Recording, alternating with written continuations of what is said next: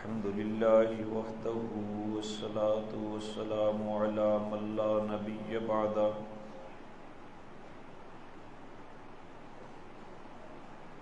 أما بعد فأعوذ بالله من الشيطان الرجيم بسم الله الرحمن الرحيم والعصر إن الإنسان لفي خسر إلا الذين آمنوا وعملوا الصالحات وتواصوا بالحق وتواصوا بالصبر قال النبي صلى الله عليه وسلم الحسن والحسين سيدا شباب أهل الجنة أو كما قال عليه الصلاة والسلام سبحان ربك رب العزة عما يصفون وسلام على المرسلين والحمد لله رب العالمين سبحانك لا علم لنا إلا ما علمتنا إنك أنت العليم الحكيم رب اشرح لي صدري ويسر لي أمري واحلل عقدة من لساني يفقهوا قولي رب يسر ولا تعسر وتممه بالخير وبك نستعين اللهم إنا نسألك علما نافعا ورزقا واسعا وعملا متقبلا اللهم صل على سيدنا محمد وعلى آل سيدنا محمد أفضل صلواتك بعدد معلوماتك وبارك وسلم اللهم صل على محمد النبي الأمي وعلى آله وسلم تسليما گرامی قدر سامعین حضرات، آپ کے سامنے آج 10ویں جمعہ کو رسول اللہ صلی اللہ علیہ وسلم کے عظیم نواسے اور جنتی جوانوں کے سردار جناب سیدنا حسن اور سیدنا حسین رضی اللہ تعالی عنہما ان کی سیرت کو بیان کرنے کی سعادت حاصل کر رہا ہوں۔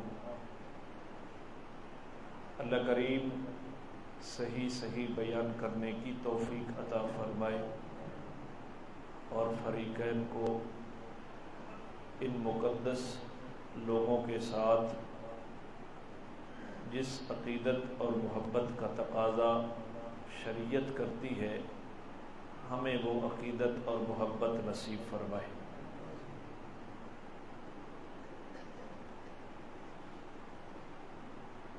آج میں کچھ حالات بیان کروں گا جناب سیدنا حسین رضی اللہ تعالی عنہ کے۔ جب سیدنا امیر معاویہ رضی اللہ تعالی عنہ کے ساتھ صلح ہو گئی تو خاندان اہل بیت کوفہ سے منتقل ہو کر مدینہ میں رہائش پذیر ہو گیا، تو جناب سیدنا حسین رضی اللہ تعالی عنہ بھی مدینہ میں آ گئے۔ تو آپ کے مدینہ کے کچھ حالات بیان کرتا ہوں۔ ایک راوی ہے ابو حازم، وہ یہ فرماتے ہیں کہ مدینہ سے باہر دور ایک جنازہ تھا اور اس جنازے میں ہم گئے، حضرت ابو ہریرہ بھی تھے، جناب سیدنا حسین بھی تھے اور بہت سارے لوگ تھے، پیدل گئے۔ تو چونکہ سفر زیادہ تھا تو واپسی کے اوپر تھکاوٹ کی وجہ سے جناب سیدنا حسین رضی اللہ تعالیٰ عنہ بیٹھ گئے آرام کرنے کے لیے، استراحت کے لیے۔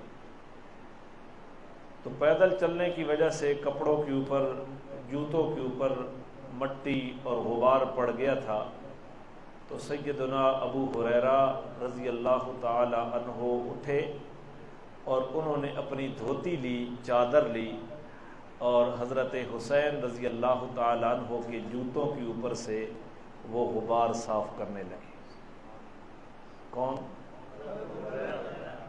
یہ وہی ابو ہریرہ ہے نا جن کے بارے میں یہ کھٹمل بکواس کرتے ہیں۔ ابو ہریرہ کی محبت دیکھو سیدنا حسین کے ساتھ کہ اپنی چادر لے کر حسین کی جوتیاں صاف کرنے لگے۔ تو سیدنا حسین رضی اللہ تعالیٰ عنہ آج کے پیروں کے طرح تو نہیں تھے نا، فرمانے لگے ابو ہریرہ آپ کیا کرنے لگ گئے؟ تو حضرت ابو ہریرہ نے عرض کی کہ آپ رہنے دیجئے، میں جو کر رہا ہوں مجھے کرنے دیجئے۔ جس فضیلت کا علم آپ کی، جس فضیلت کا علم مجھے ہے، اگر ان لوگوں کو پتہ چل جائے تو اللہ کی قسم یہ آپ کو اپنے کندھوں کے اوپر اٹھائیں اور اپنی گردنوں کے اوپر اٹھائیں، نیچے اترنے بھی نہ دیں۔ تو یہ جناب سیدنا ابو ہریرہ رضی اللہ تعالیٰ عنہ کی محبت ہے حضرت حسین رضی اللہ تعالیٰ عنہ کے ساتھ۔ ایک تو تاریخ ابن جریر طبری کے اندر بھی یہ واقعہ موجود ہے، اور مختصر تاریخ ابن عساکر ابن منظور کی حضرت حسین بن علی کے ترجمہ کے تحت، اور سیر اعلام النبلاء علامہ ذہبی کی، اس میں بھی حضرت حسین رضی اللہ تعالیٰ عنہ کے ترجمہ کے تحت یہ روایت موجود ہے۔ تو یہ محبت ہے حضرت حسین رضی اللہ تعالیٰ عنہ کے ساتھ حضرت ابو ہریرہ کی۔ ایک واقعہ اور اسی طرح کی محبت کا پیش کرتا ہوں۔ جناب سیدنا عمر بن عاص رضی اللہ تعالیٰ عنہ، آج یہ کھٹمل اس شخصیت کو بھی بھونکتے ہیں۔ یہ فاتح مصر ہیں عمر بن عاص، اور میرے نبی کے بڑے لاڈلے صحابی ہیں۔ یہ کعبہ کے سائے میں بیٹھے ہیں، اور ادھر گزر ہوا جناب سیدنا حسین رضی اللہ تعالیٰ عنہ کا، تو حضرت عمر بن عاص اپنے پاس بیٹھے ہوئے لوگوں کو کہتے ہیں اس وقت روئے زمین پر آسمان والوں کے نزدیک سب سے جو پسندیدہ، زیادہ پسندیدہ شخصیت ہے وہ جناب سیدنا حسین ہے۔ اس وقت روئے زمین پر یہ شہادت کون دے رہے ہیں؟ عمر بن عاص، کہ اس وقت روئے زمین پر آسمان والوں کے نزدیک جو سب سے زیادہ پسندیدہ شخصیت ہے وہ یہ جا رہی ہیں جناب سیدنا حسین رضی اللہ تعالیٰ۔ تو یہ کس درجے کی محبت تھی، اور یہ لوگ اپنے مقاصد کے لیے، اپنے باطل نظریات کو تقویت دینے کے لیے جھوٹ گھڑتے بھی ہیں اور جھوٹ کا سہارا بھی لیتے ہیں۔ تو یہ کہاں موجود ہے؟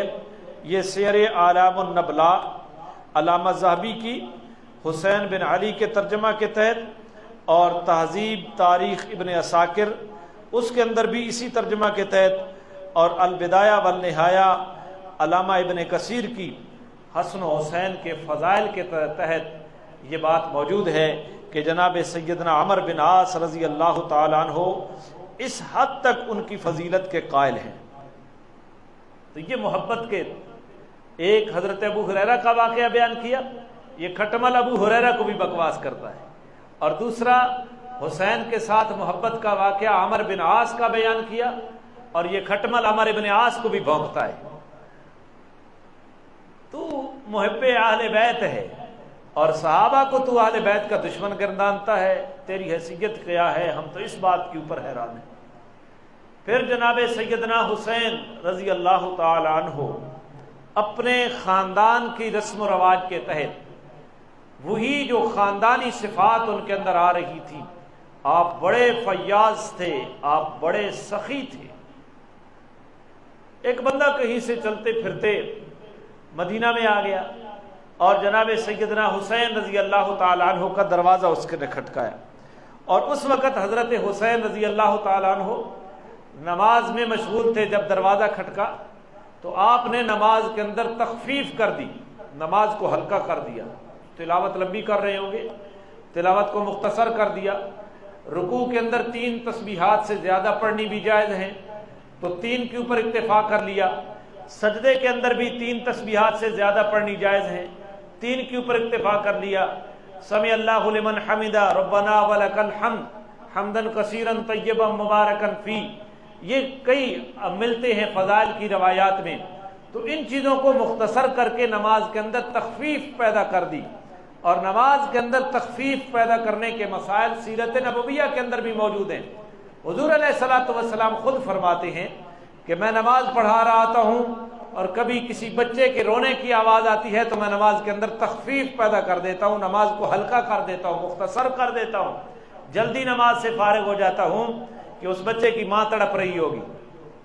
تو آپ نے تخفیف کر دی کہ دروازے کے اوپر دروازہ کھٹک رہا ہے تو سیدنا حسین رضی اللہ تعالیٰ عنہ باہر تشریف لائے، تو اس آدمی نے اپنی حاجت کا ذکر کیا کہ میں غریب آدمی ہوں، بھوکا آدمی ہوں، میرے پاس کچھ نہیں ہے۔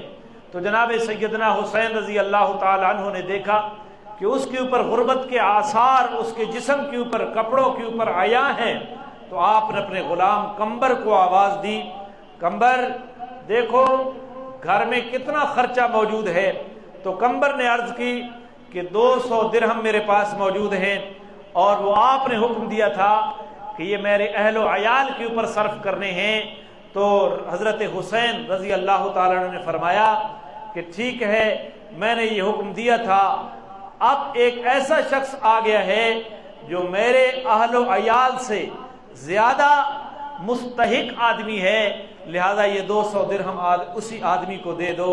تو جناب سیدنا حسین رضی اللہ تعالیٰ عنہ کے گھر میں تھے ہی وہ 200 درہم، وہ اٹھا کے اس شخص کو دے دیے جو مانگنے کے لیے آیا تھا۔ تو یہ جناب سیدنا حسین رضی اللہ تعالیٰ عنہ کی فیاضی کا عالم ہے۔ اور آج کے پیروں کا حالت یہ ہے کہ وہ مریدوں کی جیبوں کے اوپر ان کی نظریں ہیں بس،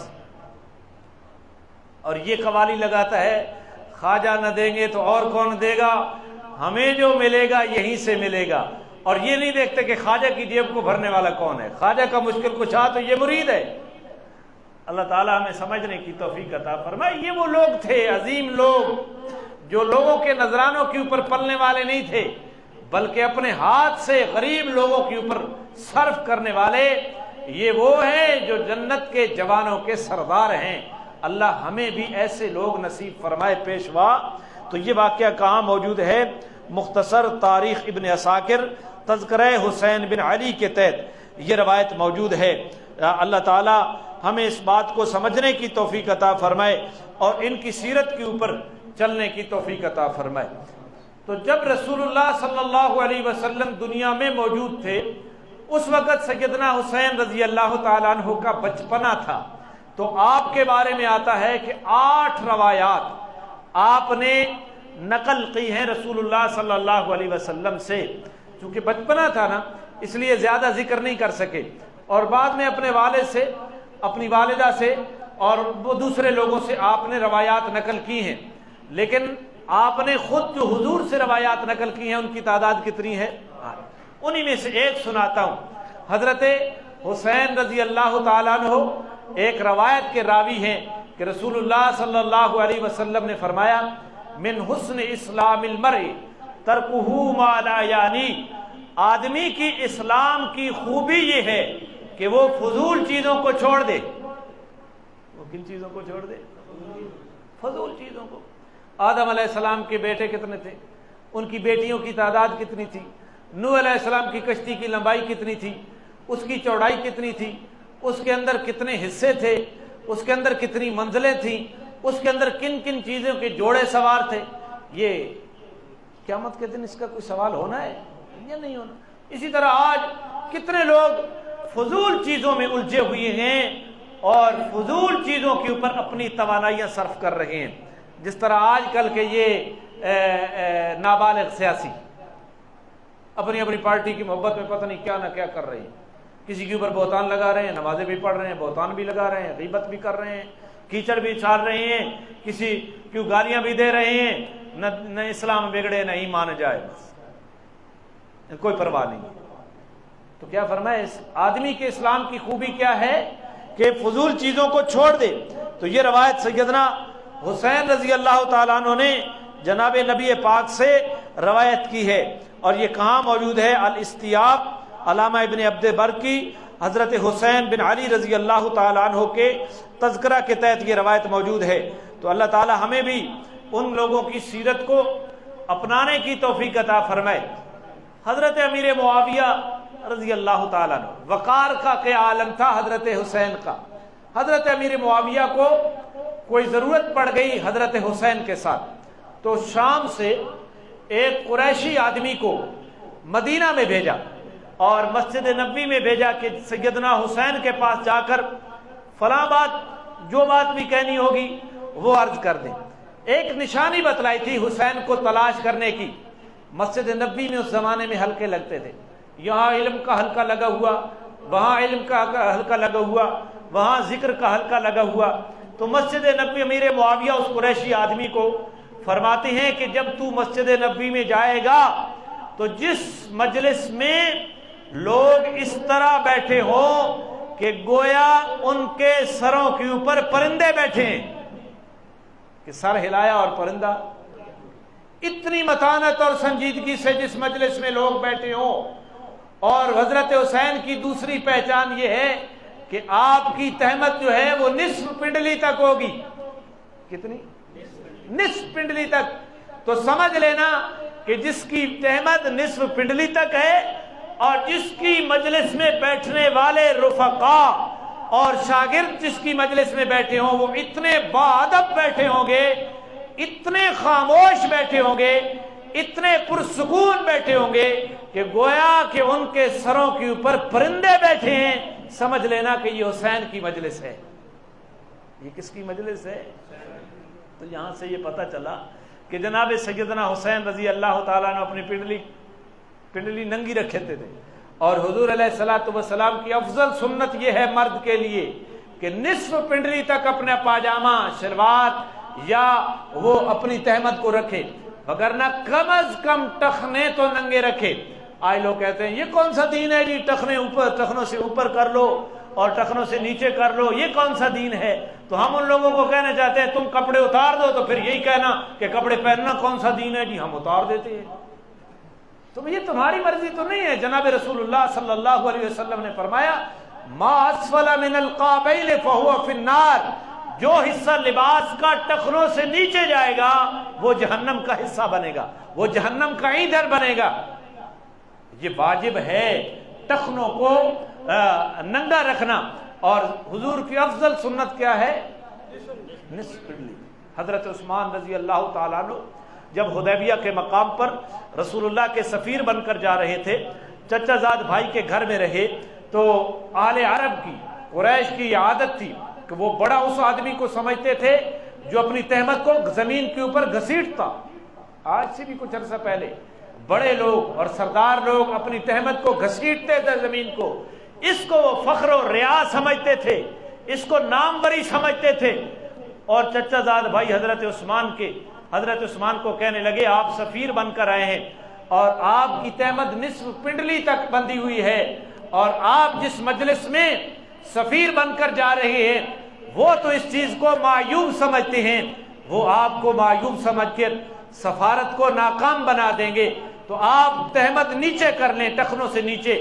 تو سیدنا عثمان نے فرمایا کہ وہ سفارت کامیاب ہو یا ناکام ہو، میرے نبی کی سنت یہ ہے کہ نصف پنڈلی تک رکھنا، میں اپنے لباس کے اندر بالکل تبدیلی نہیں کر سکتا۔ یہی وجہ ہے جن لوگوں نے اپنے کلچر کے اوپر کوئی کمپرومائز نہیں کیا وہ دنیا کے اوپر غالب ہیں، اور جن لوگوں نے اپنا کلچر چھوڑ دیا، غیروں کے کلچر کو پکڑ لیا، وہ دن بن غلامی اور تنزلی کی دلدل میں پھنستے جا رہے ہیں، ان کا کوئی وجود باقی نہیں ہے۔ اللہ تعالی ہمیں سمجھ نصیب فرمائے۔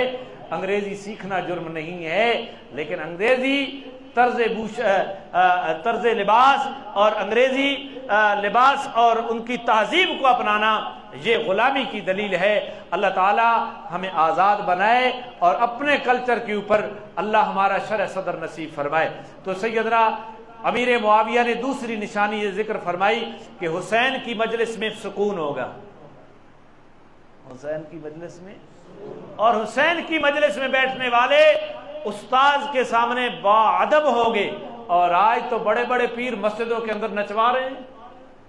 اب تو فیس بک کا زمانہ ہے، انٹرنیٹ کا زمانہ ہے، کتنی باتیں، مسجد میں کتنے لوگ ناچ رہے ہیں اور اس کو ذکر الہی کا نام دے رہے ہیں۔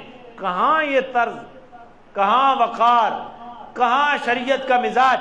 کیا رسول اللہ صلی اللہ علیہ وسلم نے اپنے صحابہ کو یہی تعلیم دی تھی کہ وجد میں آ جاؤ، کدے ٹکرا ہس کا دھنا، کدے ہس کا دھنا، کدے گھنگرو پا کے نچن لگ بنو؟ اللہ تعالیٰ میں سمجھ نصیب فرمائے ایسی صورتیں۔ تو حضرت امیر حسین رضی اللہ تعالیٰ عنہ کی سیرت کا یہ پہلو بھی آپ کے سامنے آ گیا۔ یہ بات کہاں موجود ہے؟ تذکرہ حسین بن علی کے تحت یہ تہذیب تاریخ ابن عساکر کے اندر یہ روایت موجود ہے، جو جناب سیدنا امیر معاویہ رضی اللہ تعالیٰ عنہ نے حضرت حسین کی پہچان اس آدمی کو بتائی۔ پھر ایک اور بات کہ سیدنا امیر معاویہ رضی اللہ تعالیٰ عنہ کے ساتھ صلح کے بعد حضرت حسن کے انتقال کے بعد بھی جو بھی مدینہ کا گورنر ہوتا، مسجد نبوی کا امام بھی وہی ہوتا، پوری زندگی میں کبھی بھی سیدنا حسن نے اور سیدنا حسین نے کبھی بھی الگ جماعت نہیں کروائی، گھر میں جا کر نماز کا اعادہ نہیں کیا، بس کہ جو بھی سلطنت اسلامیہ کا گورنر تھا، جناب سیدنا امیر معاویہ کے زمانے میں مدینہ کا گورنر، چاہے وہ مروان ابن حکم ہو یا کوئی اور ہو، آپ انہی کے پیچھے نمازیں پڑھا کرتے تھے اور گھر جا کر ان نمازوں کو لوٹایا بھی نہیں کرتے تھے۔ میں آپ کو حوالہ دے دیتا ہوں، حضرت امام محمد باقر وہ اپنے والد سے روایت کرتے ہیں، امام زین العابدین کا طرز عمل ذکر کرتے ہیں کہ ہمارے والد نے مدینہ کے گورنر کے پیچھے نمازیں پڑھی، تقیہ کے طور پر نہیں پڑھی، کبھی بھی پھر گھر آ کر نہیں لوٹائی، اور ہمارے خاندان نے کبھی بھی گھر آ کر نہیں لوٹائی تھی، اور تمام نمازیں ان وقت کے گورنروں کے پیچھے پڑے تھیں۔ یہ تذکرہ علی بن حسین کے اندر، علی نام ہے امام زین العابدین کا، علی بن حسین کے تذکرہ کے تحت طبقات ابن سعد کی جلد نمبر 5 کے اندر یہ روایت موجود ہے کہ جو وقت کے عمراء تھے انہی کے پیچھے یہ لوگ نمازیں پڑھا کرتے تھے۔ اللہ ہمیں بھی یہ چیزیں سمجھنے کی توفیق عطا فرمائے۔ اب تو ہماری حالت تو پتہ نہیں کیا ہو گئی ہے۔ بہرحال خیر، میرے ذہن میں کچھ بات آ رہی تھی، میں بس اس طرف سے پھر آیا ہوں کہ میں اپنے مضمون کو نہیں چھوڑنا چاہتا۔ میں نے پچھلی مرتبہ آپ کے سامنے پچھلے جمعہ کو عرض کیا کہ جناب سیدنا حسن رضی اللہ تعالی عنہ نے سواریاں موجود ہوتے ہوئے مدینہ سے مکہ جا کر پیدل، یہ 500-600 میل کا فاصلہ ہے، پیدل 25 حج کیے۔ کتنے؟ 25 حج کیے۔ جناب سیدنا حسین رضی اللہ تعالیٰ عنہ نے بھی سواریاں موجود ہوتے ہوئے سواری کے اوپر سوار نہیں ہوئے، مدینہ سے آپ نے مکہ جا کر 25 حج پیدل کیے۔ حسن نے بھی 25 پیدل حج کیے اور حسین نے بھی۔ آج کل دے پیر اخدین انہوں کو پوچھو بھائی نماز کتے پڑھی نے، تو مرید شاہ سے شاہ کے وفادار پہلے بولتے ہیں، انہوں نے جناب نماز کعبے پڑھا ہے۔ نماز کتے پڑھا ہے؟ کعبے تے ٹکر مرید نے گھر تے ٹکر کعبے نہیں لبنایا۔ تیرے جسم کی غذا کعبے میں پوری نہیں ہوتی، جو تو کہتا ہے روح کی غذا وہاں سے پوری ہو گئی۔ یہ سارے ڈرامہ باز لوگوں کے نفسیاتی چکر ہیں۔ وہ لوگ اللہ کے اطاعت گزار تھے، ان کے ساتھ ان لوگوں کا کوئی واسطہ نہیں ہے۔ اور کئی ایسے پیر بھی جیلی پیر موجود ہیں جو کہتے ہیں آپ لنگر میں پیسے جمع کرا دیں بس تمہارا حج ہو جائے گا، اور لوگ ان کے پیچھے چلے جا رہے ہیں۔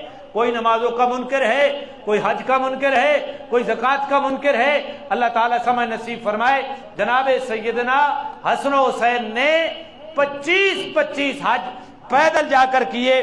اللہ تعالیٰ ہمیں بھی یہ توفیق نصیب فرما دے۔ ہم دعا تو کر لیں نا، اللہ یہ توفیق عطا فرما دے۔ یہ مختصر تاریخ ابن عساکر کے حسین بن علی کے ترجمہ کے تحت، البدایہ والنہایہ حسن و حسین کے فضائل کے تحت، اور سیر اعلام النبلاء علامہ ذہبی کی ان کے تذکرہ حسین کے تحت یہ ساری روایات ان کے حج کی موجود ہیں۔ اور اسی طرح جب سیدنا امیر معاویہ رضی اللہ تعالیٰ عنہ کا انتقال ہو گیا، میں راوی کا نام دیکھ لوں، راوی کون ہے؟ تو حضرت محدثین نے اس واقعے کو ذکر کیا ہے. مصنف عبد الرزاق کے اندر یہ روایت موجود ہے کہ جب سیدنا امیر معاویہ کا انتقال ہو گیا، اس کے بعد حضرت حسین رضی اللہ تعالیٰ عنہ رکن اور زمزم کے درمیان اس زمانے میں حوض ہوا کرتا تھا جس میں زمزم کا پانی جمع ہوا کرتا تھا. آپ موسم حج میں آپ حاجیوں کو وہاں پانی پلاتے تھے. حاجیوں کی کیا کرتے تھے؟ خدمت کرتے تھے. سقایت الحاج، حاجیوں کو آب زمزم پلانے کی خدمت حضرت حسین کیا کرتے تھے. اور یہ راوی ذکر کرتا ہے کہ میں نے دیکھا نماز کھڑی ہو گئی، قد قامت الصلاۃ کے اوپر جب مکبر پہنچا حضرت حسین نے وہ پیالے رکھ دیے اور فوراً جماعت میں جا کر شامل ہوئے. اس وقت تک آپ حاجیوں کو پانی پلاتے رہے. یہ سیرت کس کی ہے؟ سیدنا تے ہون دے پیر تے بڑے بڑے مولوی مسیتی تے کام کرے نا. مولوی جس مسجد کا محتمم ہوتا ہے مولوی، اسی کو کہہ دے مولوی صاحب سب ٹھپ چا باہر نہیں آنا پیا ٹھپے سی واضح پہی رہے. میری شان میں فرق آتا ہے. تو یہ حضور علیہ الصلوۃ والسلام نے فرمایا سید القوم خادمہم، قوم کا سردار ان کا خادم ہوا کرتا ہے. ابھی انشاءاللہ سیرت نبویہ کو شروع کریں گے اور رسول اللہ صلی اللہ علیہ وسلم نے ملی مسائل میں اور دینی مسائل میں کس طرح اپنا جسمانی حصہ ڈالا تھا رسول اللہ صلی اللہ علیہ وسلم نے. تو حاجیوں کی خدمت کرنا حسین سعادت سمجھ رہے ہیں. آج تو پتہ نہیں زمانہ کہاں چلا گیا ہے.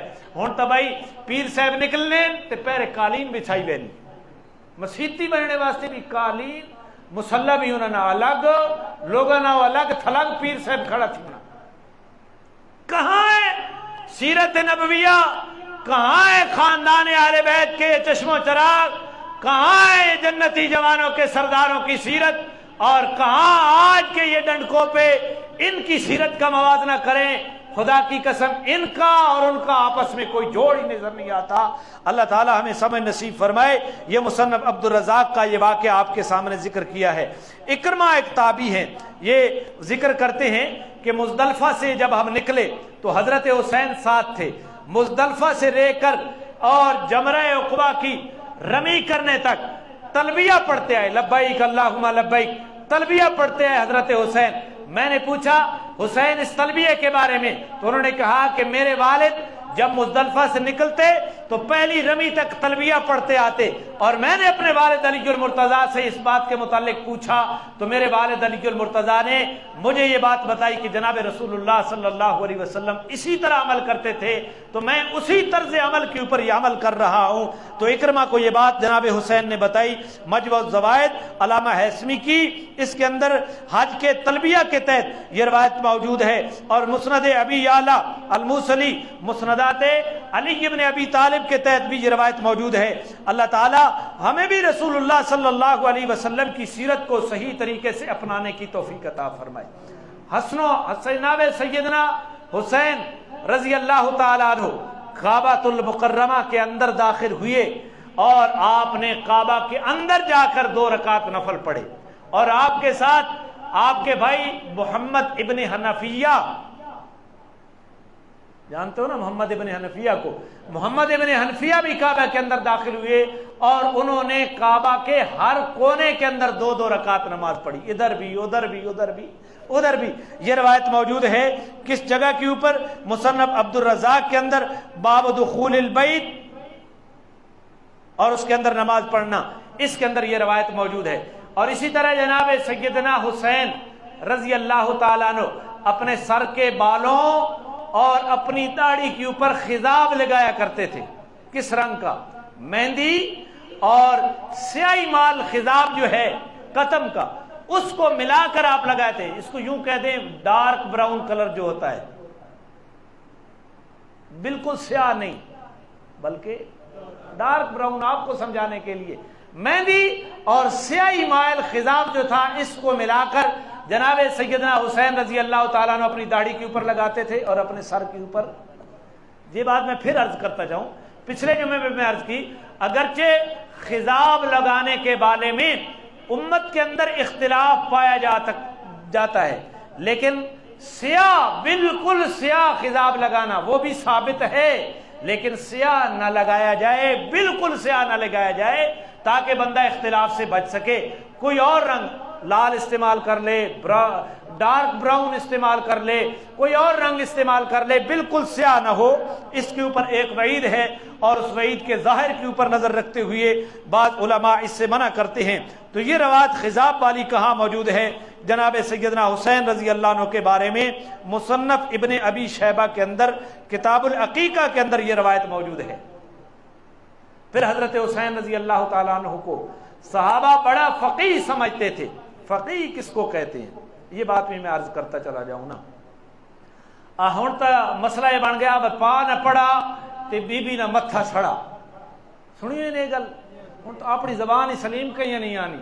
یہ جڑے انگلش میڈیم میں لگ گئے نا، انہاں کو تسی پوچھو نا بھائی 49 کیڑی شے ہے، انہاں سے سٹی جانے بلا آپ کہیں 49 وہ فوراً پہنچ۔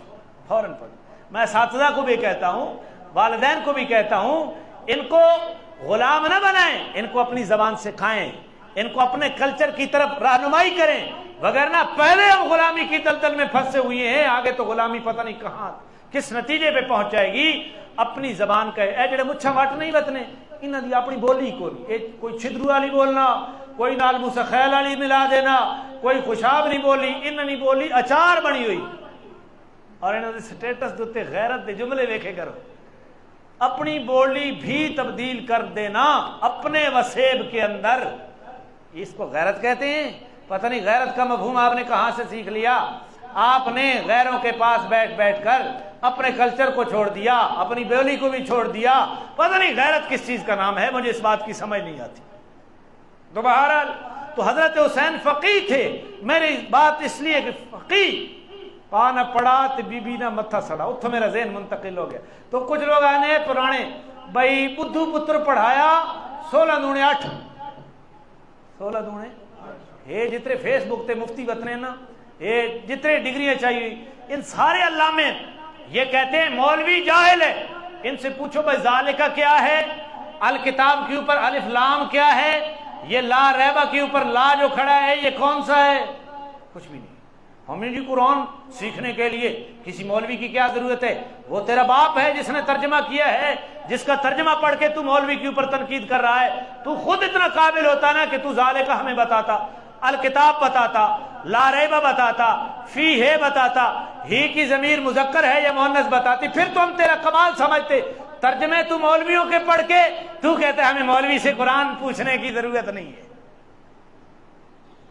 ان کی سرزنش بڑی ضروری ہے، سرزنش نہ کروں نا تو یہ ان کو جو لارڈ میکالے نے پڑھایا ہے نا کہ ملا اور مستر کی تفریق پیدا کر دو تو انگریز کا ایجنڈا صحیح مسلط ہو جائے گا، یہ اس ایجنڈے کے اوپر بالکل 100 نہیں 101% چل رہے ہیں، اور یہ مسجد کے ماحول میں نہیں آتے، اپنے آپ کو مفتی سمجھتے ہیں۔ بات میں نے فقیہ سے کی ہے، بات میں سمجھانے لگا ہوں۔ فقیہ کس کو کہتے ہیں؟ جو قرآن و سنت کی صحیح انداز میں سمجھ رکھتا ہو اس کو فقیہ کہتے ہیں۔ جس کو عربی کے اوپر بھی عبور ہو، عربی کے قواعد و ضوابط کو بھی جانتا ہو، اور پورے ذخیرے احادیث کے اوپر جس کی نظر ہو، قرآن اور حدیث میں جہاں کہیں ظاہری تضاد نظر آئے اس کے اندر اتنی علمی صلاحیت ہو کہ وہ احادیث کو اپنی جگہ کے اوپر رکھ کر، قرآن کو اپنی جگہ کے اوپر رکھ کر تطبیق دینے کا ماہر ہو، اس کو فقیہ کہتے ہیں۔ اور فقیہ فقہ کا نام آ جائے نا تو کئی لوگوں کو تب چڑھ جاتا ہے۔ فقہ کس کو کہتے ہیں؟ قرآن و حدیث کی سمجھ کا نام فقہ ہے۔ فقہ کا معنی کیا ہے؟ سمجھ۔ فقہ کا معنی کیا ہے؟ سمجھ۔ قرآن و حدیث کی قرآن و حدیث کی سمجھ کا نام فقہ ہے۔